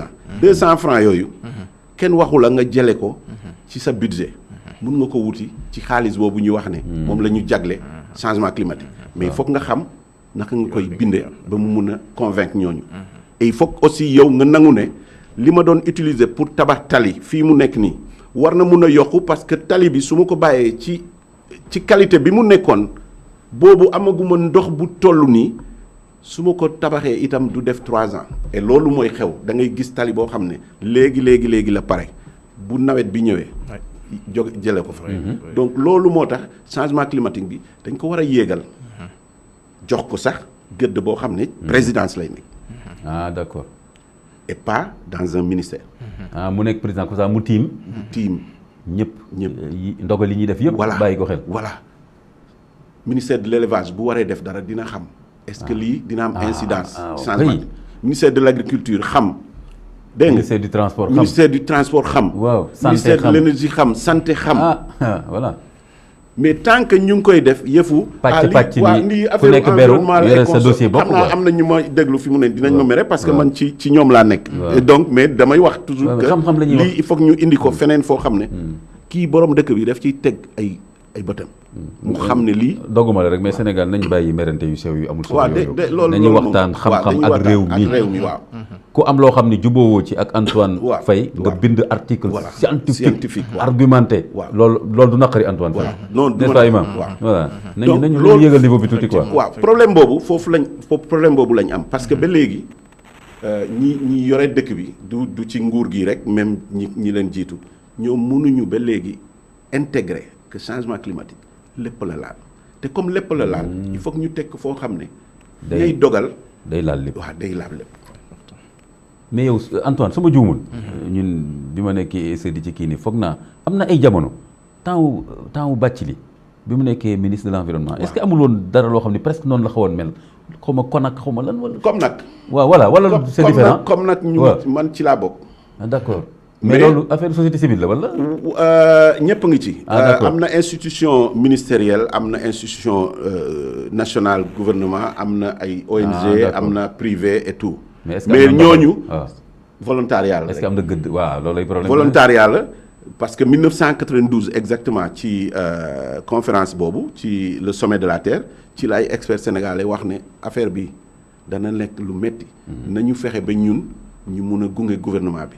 ñoom volontaire lañ ko doon def après mu am benn arrêté ministériel comme ni nga wax Bathily après nag góor gi Pa Wade moo ko def décret pour mu créer ko mais boo ko créer décret te joxoo ko moyens yi dafay xaw a doy waar parce que amul kii rek la c'est-à-dire organisme de conseil rek la. dañuy dem ba nga xam ne woote réunion sax problème lay doon. voilà woote réunion ku nekk joxe ngànt parce que nga xam ne li nga fay wax tamit du sotti. yow ci nga bokk. mais duñu la gis. voilà waaw gis nga dëgg la waaw pourtant c'est vrai. imam ci la bokk. c'est vrai maa ngi ci liste expert environnement waaw mais duñ ko gis. waaw parce que xëy na. mais Antoine nag gëj nañ ma woon ak de. dañ la fàtte. voilà xam nga loolu problème la. c'est-à-dire continuité état bi mooy problème bi. dinaa fexe ba ñu dugalaat la. waaw parce que ñun ñi yëpp dëggantaan ci lañ jàngee. waaw. ci comme nag lañ jànge parce que dafa am ay ñu xarañ foofu ñoo xam ne soo leen di déglu yow di nga mun a xam bu baax lan nga war a def. xëy nga mun nga ñëw ak sa disons sa profession. ak sa li nga xam mais boo buggee xam réellement ci changement climatique dugal ci comme nag. on a des experts vraiment très qualifiés. maintenant nag ñun amuñu pouvoir de décision. c'est ça ñun dañu mun rek joxe ay xalaat. mais ci biir joxe ay xalaat boobu yenn saa yi dafay metti parce que da nga koy def pour dara parce que yoroo kenn fayu la mais au lieu ñu gërëm la sax mais dañ la ci wax loo xam ne. waruñ la ci yoon donc yooyu moom quelquefois dafay xaw a difficile quoi. mais lii problème bi mooy dëgg Sénégal mu ngi def li mu war a def. waaye doyul. ci mbirum adaptation aussi. maanaam fexe ba ñi nga xam ne gàllankoor bi mu ngi nii seen kanam. ñu xam ni ñu mun a kii. ñu ngi am ay projet mais pour man doyul parce que dama bëgg a fekk si li imam wax. gis nga nit yi. suñu borom moo leen sàkk jox leen xel ñu war a jëfandikoo seen xel mais dafay am jamono boo xam ne nit ki dafa am yeneen lu koy ëpp. ba du mun a xool li nga xam ne moo gën ci moom. c'est ça. loolu nag pour nga delloo si ko il faut que mu am une organisation politique bu koy def.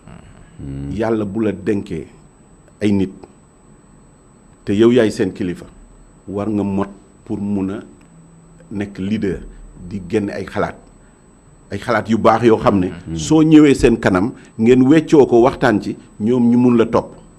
lii nga xam ne moo gën a difficile ci politique publique yépp mooy fexe ba mbooloo mi adhéré ci yow li nga indi te loolu waxtaan rek moo ko mun a d'accord d'accord kon dinañ ci ñëwaat léegi ci message clé yooyu ak appel bi ngay def pour justement gouvernement bi gën a taxaw ci xam ne problème changement climatique dafa laal lépp nañ ko jox gëdd bi ñu ko war a jox ak alal bi ñu ko war a jox moo xam sunu alalu bopp moo xam lu ñuy jëli feneen je pense que loolu c'est important mais en même temps li nga wax fexe ba population yi adhéré population yi xam ne lii menace la lu ñu war a jóg la moo xam atténuation bi moo xam adaptation parce que loolu nit ñee koy def comme ni nga ko waxee nit ñi la nit rek mënoo toog sa bureau fële di waxtaan naan waaw nañ wàññi ngelaw gi mais ñan ñoo koy def nit ñi kon soo demul ci nit ñi bañ xam lan la ba ànd ceeg yow c'est vrai que y aura des problèmes et justement d'ailleurs moo tax imam Moussa Fall foofu laay ñëwaat ci yow justement lan la islam joxe comme message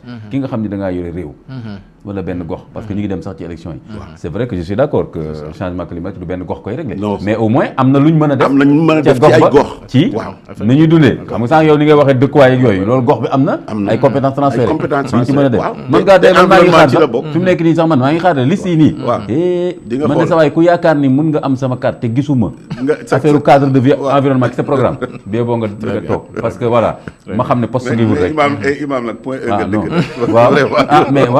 mais kontaanuma da gis nga bi ngay ñëw ndox bi mais ñun bi may doog a commencé jiitee fii point E dans les années 96 si jumaa ji fii microclimat bu neex bi amoon fii ak garab yi fii xamoon ngeen ni meloon fii xam nga lu leen lor boo fi ñëwee doo bëgg a génn xam nga lan moo leen lor mais gis nga léegi 2 bâtiments de R+20 tous les 10 mètres imam point E dafa am réglementation urbanisme waaw kenn waru fi woon def étage wax nañ ma ko dégg naa ko waaw xoolal loolu règlement ba c'était bien dañ ko dindi wala lan lu tax ñu bàyyi ñuy def ay étage dañ ko dindi point E dafa mel ni ci temps wu Wade la commencé ak ki fi nekk nii actuellement man waxuma mais xam naa ne daal li ma ci xam boo demee urbanisme point E quartier boo xam ne waruloon a am étage loolu moo tax nga gisoon kër yëpp ay kër yu mag la ñu woon ñu def leen voilà parce que ngelaw bi jóge géej lañ bëggoon li sant xoolal rek mais léegi gis nga ni mu mel mais imam Moussa Fall justement léegi kon moo tax dañuy ñëwaat ci responsabilité du décideur public c'est-à-dire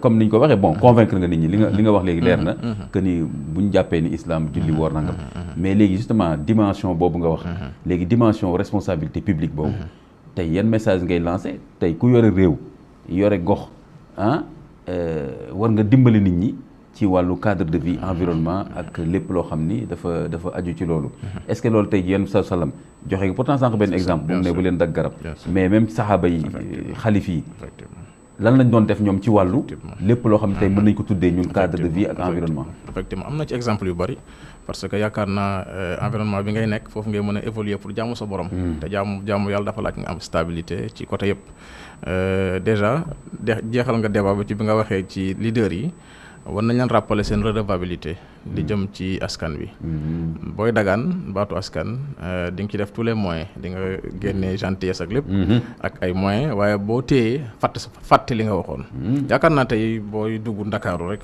buñ jël suwaatee fii gis tali yi ni ñu yàqoo gis éclairage public bi di poser problème gis évacuation bi ci wàllu assainissement di poser problème gis façon acte yoo xamante ne dañuy jàpp ne ñi war a taxaw seen taxawaay des na loolu moom il faut ñu wax ko parce que li war a am amul donc y a trop de problème léeg-léeg nga gis ba ci façon bi ñuy gaare suñu oto yi ku ñëw gaare ci digg koñ moom yoonam nekku ci xamul ndax am na jigéen buy matu ci guddi gi yëpp ay àq yu yéeme yoo xamante ne ñu ngi koy dund ci société te àq boobu nag war nañ koy rappeler nit ñi parce que yamal qiyam li ñu fay diisal du suñu diggante suñu borom mais suñu diggante la suñuy xàq suñuy biir yàlla daf ciy mandu léeg-léeg nga xam ngeen Nabi alayhi salaam toog na ci jotaay ne xam ngeen ki perte ñu ne ko kan la mu ne mooy kii dem yamal qiyam yóbbaale ay julleeg ay koor ak yëpp waaye tooñ na kii lor na kii loraangee jur ay réclamation ñaar la jël ci say tuyaaba jox ko bu say tuyaaba jeexee ñu jël ay bakkaaram sëf la xam nga loolu bëri na ku muy yàqal keroog yamal qiyam nañ koy fàttali nit ñi aussi que ne programme boo tëral en tant que politique boo ko déroulé ba ca sa kéemtalaay kattan suñu borom daf la ciy évaluer ëllëg mais nag yamul fii ci àddina yamul ci li ngay empoché yamul ci li ngay waxtaan ñaar ñett mu yem ci seen biir population bi nekk ñuy berne wala ñu ñuy nax foog ñu koy fàtte nit ñi dañ koy fàttali nit ñi parce que responsabilité bi dafa des te bëri na lu ñuy li wax 2 poids 2 mesures loo xam ne dañ koy tëral pour avancer loo réew mi ay intérêt politique yàqu ko te damay faral di wax ne Sénégal léegi politique bi dem na ba wàll ñëpp ba nit ñi léegi discours politique la ñuy gën a bàyyi xel que lu ñuy jëmale développement. Donc il faut que ñu koy teg ñu teg imam yeeg les porteurs de voix di porter message yu mel nii. société civile ñu dépassé waa société civile nga xam ne ñooy booster indicateurs yi dépassé débat wu man naqasa wa zaada ak yooyu dem ci beneen niveau mooy impliqué wu ci développement. Participation citoyenne boo xamante ne leader yëpp daañu ci taxaw donc yooyu yaakaar naa lu jar a bàyyi xel man daal li may rafetlu surtout ci waxtaan bi mooy dafa yokk suñu culture générale. Parce que da ngay jopp ci chaîne télé yi di dégg ñu wax COP 21 COP nangam. Bon di nga ko dégg mais doo ci am occasion ñu expliquer lu mu doon. Mais bis ni ki tey dana nekk beneen sukkandikukaay boo xam ne daañu ci taxaw pour buñ ciy wax ñu xam la ñuy wax lan la. Parce que defe naa loolu mooy suñu rôle. Suñu rôle yamul rek ci julleeg sëlmal ak yu mel noonu ak tudd doom yeeg yooyu mais nañuy fexe ba fu ñu amee plage de communication ñu jàllale ci le bon message. Waaye interpeller nag nguur gi fokk ñuy dem di wax ak ñoom ci wàllu redevabilité. di dem ci ñoom dina defal plaidoyer dina xamal ne yéen la ñu dénk suñu environnement suñu santé suñu sécurité suñu éducation yooyu yëpp mu ngi ci seen loxo. tey budget baa ngi ci seen loxo te bu ngeen soxlaa di génn dañuy leen di xajal. bàyyi leen defal leen escorte ngeen dem parce que dañ jàpp na ci suñu yitte ngeen nekk. bu ngeen di jël avion ñu bàyyi leen première classe dañ jàpp ne li ngeen di dem di waxi gi ngir intérêt réew mi la nga la waay dellu si waat leen nag ba li réew mi soxla ngeen defal leen ko xale yi mën a gis seen bopp ci réew mi mag ñi mën a gis seen bopp ci réew mi jigéen ñi ñëpp mën a nekk ci équilibre parce que yii buñ ko seetaanee wax dëgg yàlla imam dañ dem ba toll fenn fi dana jafe. te bu jafee ñun ñëpp ñooy am jafe-jafe yal nañu ci Yàlla musal bu baax a baax. te imam Moussa Fall comme souvent dama ciy waxtaan ak gars yi yéen say imam yeeg musulmans yi mais justement damay wax ne am na jëfe message l'islam bi dañ ko def ci ay ruq-ruqaat tëj fa l'islam alors que li nga wax sànq c'est très important bi nga wax participation citoyenne je crois que loolu ça nous parle beaucoup effectivement et que solution bi quelque part foofu la nekk foofu la nekk et que su fekkee ni tey jii am na ku ma ci doon waxal jigéenu jullit la Seyda la ku am xam-xam ni di muuru ni et cetera ma ne ko yow ma wax la dara ma cuqalu tuuti mu ne ma ne ko tey suñ ñëwoon léegi Sénégal def nañu loi buy tere jigéen bu muuru lu ngeen def mu ne ñëpp dinañ jóg parce que li am ma ne ko d'accord c'est bien ma ne ko mais du musuma leen gis ngeen manifester contre le viol c'est ça pourtant loolu feebar la bu fi nekk te islam bañ na ko mais da ngeen ko jàppee ni maanaam jotuñu voilà jotuñu affaire ñeneen la question environnement ak yooyu itam noonu la c'est rare nga dajeeg benn imam boo xam ne jàpp na ni concerne na l'islam nga gis benn imam bu xataraay def benn vidéo lu ne mu wax ko mais question boobu soo ko tuddee day jàpp ne yëfu tubaab yi la wala voilà justement nekkul loo xam ne dañ koy yittewu kon je crois que loolu nga wax noonu effectivement c'est important en tout cas càmbar ci diine moom toujours man dama koy tuddee ni benn plateau la boo xam ni benn plateau citoyen la boo xam ni day indiwaale information ak éducation comme ni ñu ko gisee ci thème bi nga xam thème bu complexe la léegi Antoine Moustapha Faye il nous reste juste quelques minutes mais dama bëggoon ñu ñëwaat léegi justement xam nga wax nañu un peu Sénégal comme wax nga ni ñu ngi def seen kéem kattan ñu ngi teg ay projets ñu ngi nangam mais en même temps aussi am na ay faiblesses ku bëgg a yor nguur yor bu rafet man souvent damay wax ni yaakaar naa li nga war a gën a bëgg a dégg sax mooy ki la wax dëgg say limite ak dëgg pour nga gën a mën a defar mais koo xam da nga yor nguur luñ la wax rek nga tiit ne naa la tëj naa la dóor parce que lu tax nga wax mais ne au contraire da nga war a wax ni attention rawatina nag experts yi wax effectivement jàng li ñuy jàng yëpp daal ne lii defee waruñ ko defee nii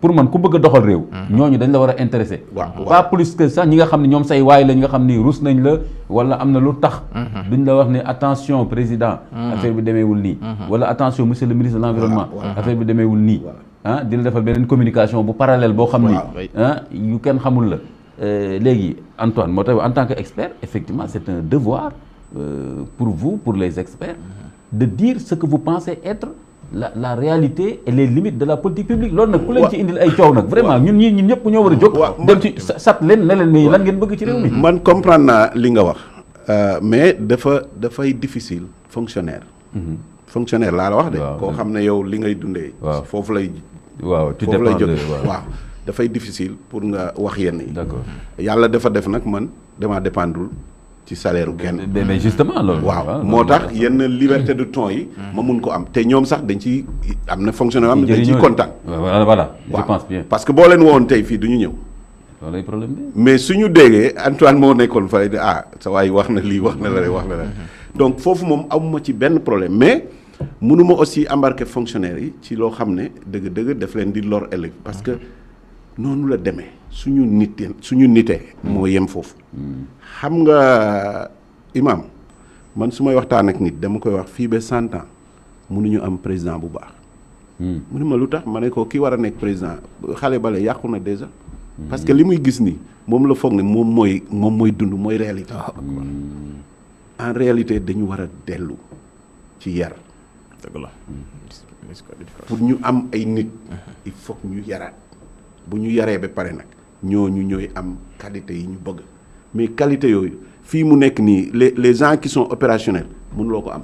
kon problème génération. problème mu génération la te buñ ko arrêté wul dafay continuer noonu mais dama la bëggoon a dollil aussi gis nga convention cadre des Nations Unies. bi nga xam ne mooy def copie di saytu lii. convention bu dynamique la moom figé wul au départ parties prenantes yi dañuy waxoon état yi rek la. mais nga baal ma. waaw est-ce que convention boobu déggoo boobu nga xam ne adduna bi dañ ko déggoo. ci wàllu jëflante ak changement climatique. waaw est-ce que am nañu ay xayma li ñuy tuddee ay critères ay notes.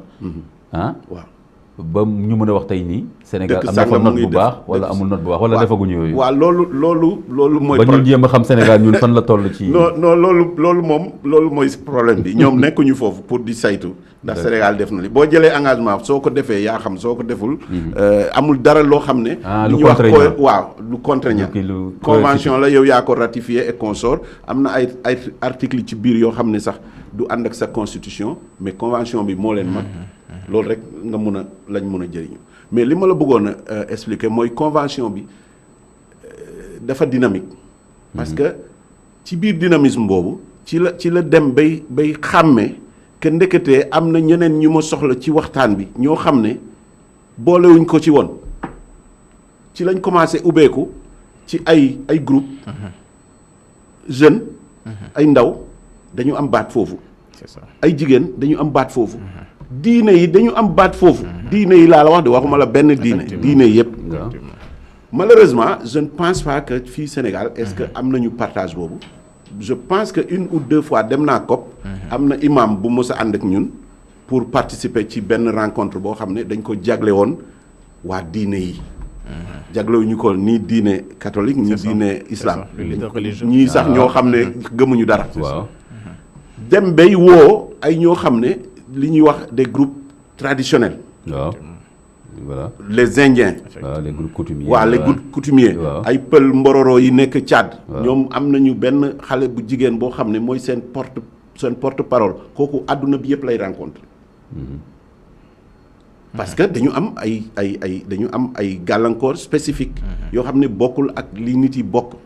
donc man li ma leen di ñaan. wala Keñaan boobu ndeysaan jàmbaar boobu tam ndaw soosu doon planté rek ba am prix Nobel xaw ma. kooku gaañu na. gaañu na ndeysaan. wala jàmbaar boobu Keñaan boobu gaañu na. oui waaw mais kii ma lay wax nii xale bu jigéen la mais lu ne. xanaa kon kooku moom moo koy joxante ak xale bu jigéen danoise bi la kooku xaw ma. voilà suédoise waaw gis nga ko. waaw ñoom ñaar ñoo koy joxante donc. ñun itam fii li ñu war a fexe dañu war a liggéey ba nga xam ne partie prenante bu nekk daf ci war a am baat parce que plus ngay am partie prenante plus message bi di gën a jege ci nit yi tey bu ñu amoon groupe ay imam yoo xam ne mun nañ leen ci former parce que xaalis pour def formation boobu war na am ministère de l'environnement. war na am division changement climatique foo xam ne bu ñu waxoon tey dañu bëgg pour former imam yi. pour ñu mun di xutba wala ñuy waxtaan ci environnement loolu du am benn problème. def ay campagne de sensibilisation voilà de sensibilisation suñuy dem fenn aussi. jël ci ñaar ñett ànd ak ñoom ñu mun a gis seen morom yi lan lañ fay def. bu loolu weesoo. ñu fexe ba dugal communication. dugal communication màggal gàmmu nga fexe ba xaalis bi même bu dee une minute la ci wax sax nga mun ci wax. parce que li intéressé nit yi. mooy li ñu gëm ci foofu nag nga leen mën a jaar. mais tey sa émission bi. xëy na 10 000 personnes ñoo koy seetaan mu yem fa. mais seetal ñaata nit ñooy daje juma. par àjjuma. boo ci mënoon xutba 2 minutes rek. ñoom ñu xam lii mooy lii. waaw parce que nit ki. mënut a fexe mukk ba wuyoo loo xam ne kenn woowu ko ci. c'est ça waaw. tabaarakallah mais tam voilà kon sensibilisation bi. c'est important kon je pense que daal Sénégal war nañu gën a góorgóorlu. donte woon am na yoo xam ne daf ñoo ëpp doole. lu mel ne convention yu mag yooyu. ak alal ba ca war a dugg. xam nga loolu yow ñun mënuñ ci dara. kon au moins li nga xam ne mën nañ ko lijjanti fii ñu jéem ko lijjanti au moins au niveau du Sénégal mooy ni ma la déggee gouvernement bi gën a jox gëdd mbiru changement climatique gën koo di ko dugal ci politique yëpp ba pare nag léegi boole ci sensibilisation adhésion population yi ak tamit vraiment comme élection yi ñu jëm nii nit ñi nañ gën a bàyyi xel programme yi lan moo ci wàllu environnement wàllu changement climatique et cetera. je pense que loolu du pour defal la propagande. xam naa ni xam yëg naa ni. waaw da ngay laaj côté Palmarin. waaw loolu am na. parce que te xam naa ni doo mën a ñàkk dugal programme boobu parce que quand même. foog naa moo ci ëpp parce que. li ma bëgg mooy fexe ba mu am sax une commune modèle. c'est ça nga xam ne dinañ am un terrain bu ñu mun a pratiquer li ñuy wax li ñuy wax. waaw par exemple. mun naa ci jël exemple defal ma ko publicité. mais am na benn maire.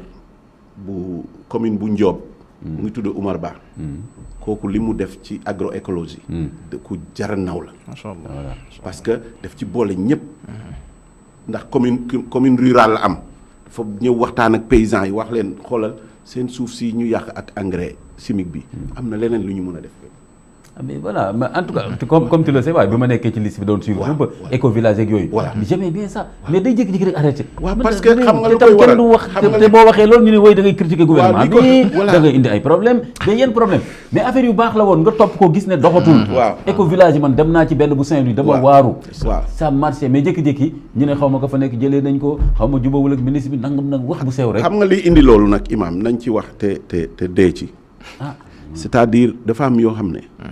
bien boobu ñun pare na ñu. pour génération yi dund. dafa am yoo xam ne waruloo ci dëkk waruloo di xaar ba nit xalaate ko ci biti indil la ko. dëgg la. parce que bu ko xalaatee ci biti indil la ko indi ay moyens bu retiré moyens yëpp nga suuf. voilà loolu moo dal. Ecovillage ok. te nañu bàyyi projet amul njëriñ. dëgg la. nañuy def ay stratégie moom mooy liy des mais projet dafa am app boo xam ne bu fa eggee bu réaliser li tam da ngay tëj sa caabi rek dem si. mais léegi lii nga wax nii réew mi nga ko waxal léegi tey jii fonctionnaire yi ngay wax. waaw ñi xam mbir mi te réew mi jaral leen vraiment ñu xalaat ci bu baax a baax. waaw mais mënuñu ñàkk jubóog yow. wante woon nag ñoom amuñu ndogal bi leen di permettre. ñu dogal li ñu bëgg a dogal. mais lettre sectorielle bi ministre moo koy def. waaw il prend sa responsabilité def lettre. waaw ak ay experts am waaw mais mënul tere yeneen experts ci réew mi. ñu wax seen xalaat bu fekkee ay citoyen lañu. ay citoyen lañ ci rek teggin. mu nekk la participation citoyenne. boo xam ne ci constitution bi la bokk. ci constitution bi rawatina président Macky Sall actuel. xoolal dolli woon na benn article gën a dooleel la participation citoyenne wax ne lu jëm ci environnement. ak jox naa ko voilà. population yi mën nañ gën waaw mën nañ génn mais man tey ji mën naa nekk participer sur la base de la constitution du Sénégal. mën naa def li ñu def France actuellement xam nga. mën ko def mooy ñi dem porter plainte état bi. justement. magistrat bi daal ne état bi may naa la d'ici 5 ans. nga defar ko mbala ma dal sa kaw. loolu rek la pourquoi pas. waaw parce que yow da nga joxe engagement yoo xam ne dafa tuuti par rapport à li nga mun. voilà parce que léegi ñooñu par exemple dañu gis ne Allemagne dafa raw France. ci yenn kii ñu porter plainte France. pour que France kii magistrat daal na leen effectivement. mais kon loolu du question xeex nit wala kii. mais ay engagement yoo war a respecté. mais da nga ko war a respecté. soo ko respecté wu ñu fàttali la ko. te jaar justice sax. ak partie civile moo gën di sànnante xeer ci mbedd yi. foog naa ko de moo gën pour ñu xëcc ndox wala pour xaw pour ñu xëcc ndox waaw loolu moo gën a civilisé moo gën tabaarkalla alors Imam Moussa Fall yow laay jox le dernier message. Sénégal ni mu tëddee nii. ak vraiment lan ngay wax soññ nit ñi encore dama bëgg nga gën a soññal nit ñi ku yore réew wala gox ak rôle tamit religieux yi seen bopp ak tamit rôle le citoyen lambda nga joxe message que comme ça ñu tëjaalee waxtaan bi. waaw c'est-à-dire muy nekk ñetti dimension yu am solo benn bi mooy ñu yàlla dénk responsabilité. maintenant bu ñu delluwaatee ci islam bu ñu xoolee yonent bi alayhi salaam mu nekkoon amirul mu'minin daan ginnaaw jullee ko war ak muy toppatoo mbiru jullit ñi. bu ñu delloo ci sëtam bu ñuy wax Omar ibn Abdul Aziz nga xam ne moom dafa géré woon ci transparence ba ñu tuddee woon son régime ñu tuddee koon al-fatra muy jamono ji nga xam ne mooy jamono ji gënoon am solo daan wàcc sur le terrain daan wàcc ba ci montagne ba mu daan sàmmee taxaw di xool buñ ko laajee looy muy xalaat ba mu fay sàmm na mu meloon ak tey ni mu mel nga xam ne boobu amul sécurité te gaynde mënoon na ko fa fekk tey nag am na sécurité te leer na te jàmm am na kon mu réjouir ci loolu yooyu dañ ko war di indiwaat di ko rappeler nit ñi comme am na ñetti modèle nag muy occidental parce que mënuñ génn ci ñoom léeg-léeg ñu fàttali ñu peut-être seen exploit yi ñu def ak yi am solo côté traditionnel ñu di ko fàttali nit ñi xool fii li fi nekkoon charte du Mandé nga xam ne yëpp ay richesse la yoo xamante ne vraiment daf ñuy delloosiwaat ci démocratie bu am solo waaye itam delloosiwaat ci islam bi nga xamante ne wala religion yi nga xamante ne am nañ ci ay exemple yu ñu mën a tirer beneen bi nitu diine yi ñu impliqué wu davantage ci yu mel nii ni nga ko waxee sax dafa am solo parce que l'imam il a une plage de communication assez large dafay def sermon du vendredi dafay dem ci tudd yi di dem ci dëcc yi di dem ci takk yi loolu lépp moom la ñuy jox kaddoom nag mu nekk kaddu boo xam ne c'est une voix qui porte mu war nag yóbbuwaale les bons messages wax ko population ñu bàyyi ko xel beneen bi mooy citoyen yëpp impliqué wu itam xam ne réew mi buñ ko jàppee rek mbeddum buur dañ ko jàppee mbeddu ñëpp lépp luñ ci def ngir mu baax rek suñu bopp lañ ko defal su ko defee Yonent bi alayhi salaam bokkoon na ci njàngaleem naan booy tabax sax sa kër sóoraale say dëkkandoo bul tabax loo xamante ne air bi ñu daan am ak naaj bañ daan am duñ ko amati xoolal tey ñun ni ñu toppee modèle occidental suñu bureau yi dañuy taal lamp yi bëccëg parce que tubaab loolu lañ xam mais ñun am nañ assez de soleil boo xam ne mooy leeral suñu environnement mais dañuy obligé topp leen rek parce que dañuy copier yooyu yëpp nag def naa yu ñu war a wax imitation war nañ ko waxtaane waat xam ne réew mi ñoo ko bokk neex naa defar yàlla may nañu lu ñu war a may lépp ci ay expertise ci wàllu gisement ci lépp loo xamante ne luy defar réew mi la yaakaar naa taxawaay moo jot nag wax moytu wàññi théorie bi parce que plateau yi koo gis mu ngi yedde réew mi yàqu na xale yi nanga et pourtant san non ah bon d'accord man kay jëm si di mais ñun ñi ñëpp di wax bu fekkoon ñun ñu ngi jubal yow mi koy wax question boobu jaaxal war nañ ko xalaat yow mi koy wax ci plateau bi booy ñibbi sa kër da ngay yoon def safar parce que bàyyoo fa dara lu maa la wax loolu moo taxit nag il faut que ñu dépasser niveau boobu dem ci jëf nag te jëf jooju nag moo ñu mën jëmale kanam insha allah tabarakallah kon daal ñu ngi tënk daal tey ji question gouvernance su Sénégal monde bi mais Sénégal en particulier te ñu jox ci cëru mbiru changement climatique mbiru environnement loolu fu nekk Sénégal yëpp nañ ko yittewoo tabarakallah kon encore di remercier bu baax a baax vraiment Antoine Moustapha Faye li mu fi indi am na solo lool di remercier encore imam Moussa Fall du ñàkk ñu am yeneen plateau ci même thématique yi fekk ngeen am wér ak tal ñu ñëw waxtaane ko kon nag lii ma doon seen càmbar ci diine changement climatique regard croisé wasalaamaaleykum wa rahmatullahi wa barakaatu.